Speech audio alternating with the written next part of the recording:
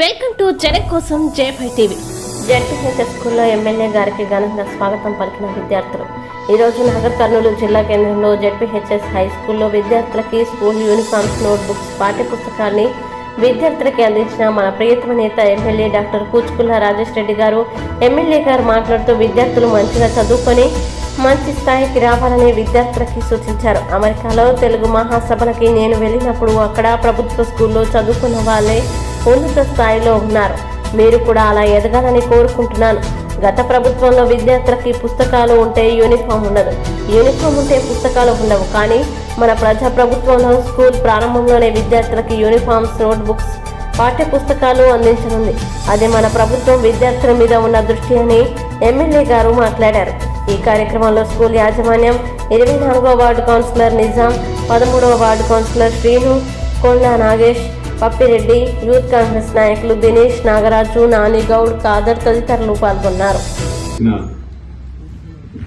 గోవిందరాజు గారు, భాస్కర్ రెడ్డి గారు, మా యొక్క కౌన్సిలర్ నిజాం గారు, అదే ఇక్కడ విచ్చేసిన కాలేజ్ ఉపాధ్యాయులు, పొద్దునే వచ్చిన పిల్లలు, ప్రతి ఒక్కరికి పేరు పేరున నా హృదయపూర్వక నమస్కారాలు తెలుపుతూ,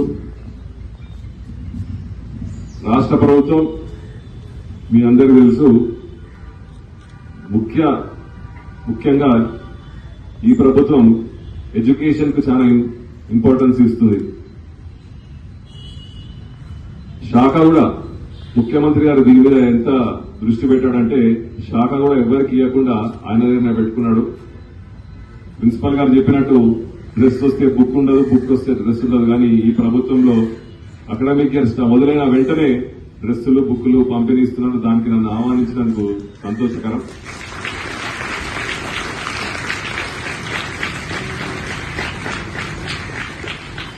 నేను కూడా ఎలా అయితే డాక్టర్ని ఈరోజు రాజకీయ నాయకుని మీ ముందు నిలిచినానో, మీరు కూడా ప్రతి ఒక్కరు ఫస్ట్ ఎడ్యుకేషన్, నాగర్ కర్నూలు నుంచి ఒక డాక్టర్, ఒక ఇంజనీర్,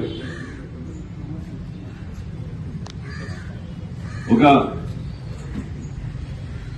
పెద్ద నేను మన తెలుగు అసోసియేషన్ మీటింగ్ అమెరికాకి వెళ్తే మన జెడ్పీఐ స్కూల్ నుంచి, మన వివిధ గ్రామాల జెడ్పీఐ స్కూల్ నుంచి పెద్ద పోస్ట్ లో ఉన్నారు అమెరికాలో. మీరు కూడా రేపు ఒక 10 ఏళ్ల తర్వాత అదే పొజిషన్ లో ఉండాలని నేను పూర్తిగా కోరుకుంటున్నాను.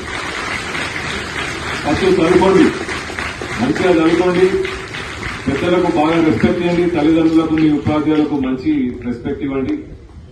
మన నాగర్ కర్నూలు గ్రామానికి, మన ప్రాంతానికి మంచి పేరు తేవాలని మనసారా కోరుతూ, మీ అందరికీ తెలుసు మన ప్రభుత్వం వచ్చిన వెంటనే ఉపాధ్యాయులకు 20,000 పోస్టులు ఇవ్వడం జరిగింది, ప్రమోషన్ ఇవ్వడం జరిగింది.